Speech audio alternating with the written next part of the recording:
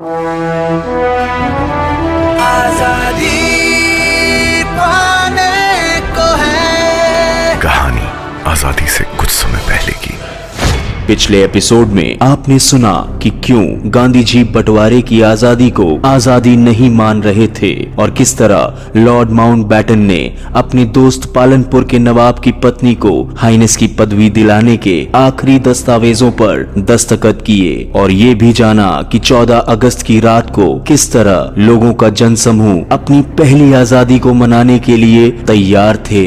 अब आगे एपिसोड 6। आखिरकार 15 अगस्त को आजादी की वो पहली सुबह भी आई। जानकारों की माने तो गांधी जी वो इंसान जिसने अहिंसा के मार्ग पर चलकर एकता के भाव में सभी को आजादी का सपना दिखाया, आज 15 अगस्त 1947 के इस बहुप्रतीक्षित दिन पर उदास था और उपवास कर रहा था। जब एक अंग्रेजी अखबार ने इस मौके पर गांधी जी को संदेश देने के लिए कहा तो गांधी जी ने सिर्फ इतना कहा, मेरे अंदर की ताकत अब कमजोर पड़ गई है। गांधी जी ने ऐसी बात क्यों कही, इसके कई मायने निकलते हैं। एक तरफ जहां पूरा देश आजादी के जश्न में डूबा हुआ था, वहीं गांधी जी का कहना था, इस बंटवारे की आजादी के जश्न की कोई वजह नहीं है। आजादी के इस जश्न में कुछ लोग ऐसे भी थे जिन्हें पता ही नहीं चला कि वो खुशी मनाए या गम। कई इतिहासकारों की माने तो बंटवारे की इस लकीर के साथ रातों रात करोड़ों लोग शरणार्थी बन गए। ऐसा मंजर भारत के इतिहास में पहले कभी नहीं देखा गया। तकरीबन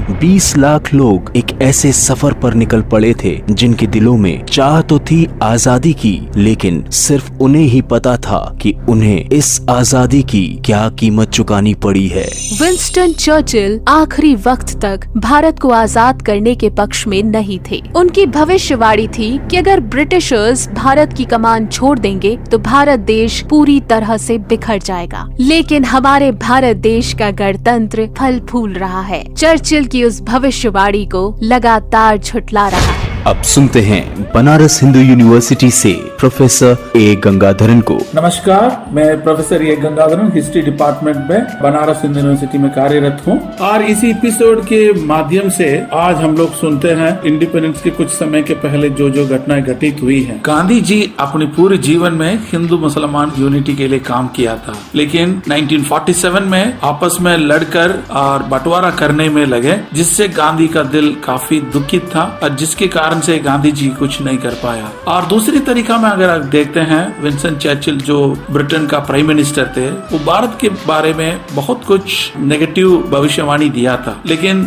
जैसे प्राइम मिनिस्टर थे वो बंगाल का जो फेमाइन के काल में जो जो स्कीम करना था वो कुछ नहीं कर पाया और बंगाल के अकाल से लाखों लोग मरे, जिस तरह घटनाएं दुनिया में अभी तक ऐसे नहीं हुआ है। और इसके अलावा विंस्टन चर्चिल ने हमेशा भारत को अधीन बन के रखने में विश्वास किया, इसलिए भारत को वो कभी नहीं विश्वास किया डेमोक्रेसी में आगे बढ़ सके। अगर एक प्राइम मिनिस्टर मर जाता है, जरूर यहाँ पे डेमोक्रेसी के बदले में मिलिट्री रूल होगा करके विंस्टन चर्चिल ने बार बार उन्होंने घोषित किया। और इसके साथ ही साथ है, अगर मानसून फेलियर होता है, जरूर यहाँ पे सूखा पड़ेगा, इसी से और भी हजारों लोग मरेंगे करके उन्होंने भविष्यवाणी किया। लेकिन ये सारे बातों का भारत ने संभाल कर इस चुनौती को सामना करके आज एक विकसित देश के रूप से आगे बढ़ रहा है और हम लोग 74th इंडिया का इंडिपेंडेंस मना रहे हैं। रेडियो सिटी के साथ ये कैंपेन में जोड़कर काम करने में मुझे अच्छा लगा। मैं विश्वास करता हूँ आपको भी अच्छा लगा होगा। और जो कुछ मैं इस कार्यक्रम में शेयर किया वो